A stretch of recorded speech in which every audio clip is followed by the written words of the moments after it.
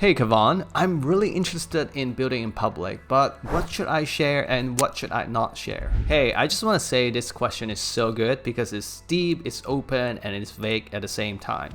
So I hear so many of people asking me this question, so I want to do a video to answer all of your questions. The short answer to that is that, well, you should take my course, Building Public Mastery. But the long answer is that you should probably just finish watching this video, because I have a special bonus for you at the end of the video too. But before we get into that, you might be wondering, like, Kavan, where do you get so many of these Build in Public questions? Well, it's because I've been running a Build in Public free bootcamp every quarter, and hundreds of people have joined me so far.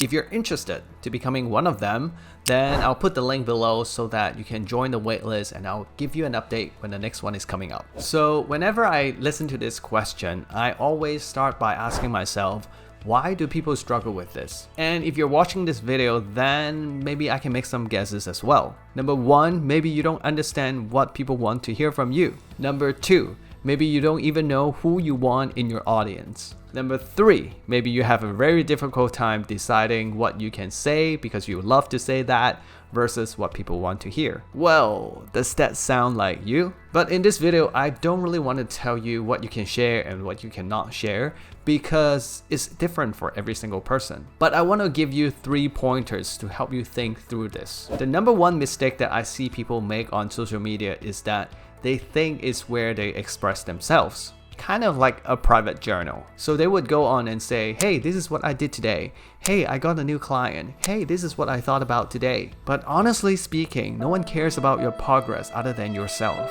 So when you're sharing things from your own perspective, people can see that you're self-centered and they don't want to interact with you at all. So the simple truth is that people want to know what they can get from you. For example, what they can learn from you, what they can get inspired about to make that little small action next. So even though you're working on your own product, the framing of the sharing is that how you can help people with that product. Because the product is not for you to make money off them.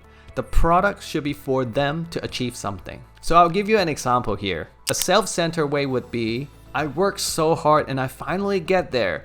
I'm able to write 15 tweets in 40 minutes. Yay! But let's work together to reframe it a little bit to help people. Instead of saying that, I would say, I figured one word to help me improve my writing process.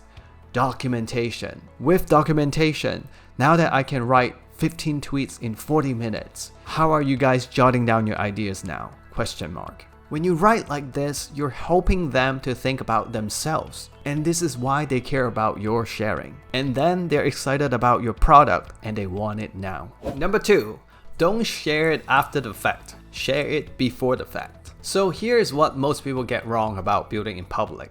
Usually they would be doing something and then they complete it and then they think about, how can I put it out there so people know that I've done it? Wrong, wrong, wrong, wrong, wrong.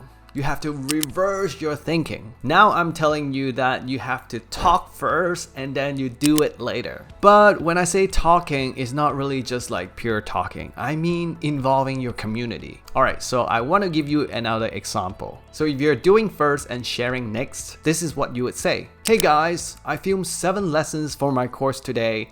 Amazing! But how would you do it if you want to share first and then do it later? You would say something like this. Hey guys, I've been thinking about creating a course that can turn your day-to-day happenings into shareable stories. I have a draft table of contents, but I'm not so sure if it's good. Would you guys be so generous to help me take a look at it? Now, instead of telling people what you've just done, you are looping people in so that they can help shape the product with you. You are giving them an opportunity to get involved. So a couple of people asked me at the bootcamp, hey Kavan, how can I build in public as a way that is part of my process, but it's not an extra layer that I need to do? Well, this is your answer, because by sharing before you do, you start to escape from that traditional mindset. Pointer number 3, the Zoom trick. So after teaching so many students, I've realized one thing. Usually, we default information based on the environment we're in. So if you're on a Zoom call, you think it's a private conversation. But the thing that I find out is that when you're talking to a friend on a Zoom call, 90% of the information you share there can actually be public information, like your content. And if you have been following my content for a bit, you know that I talk about how Twitter is actually a lot of mini connections. So that means being in public doesn't really change how you present informations. So I have a tip here for you. The next time you hop onto a private one-on-one Zoom call with a friend and you're just bouncing ideas and chatting about things, try to record it and then put it in like a transcription software and try to look at the whole conversations.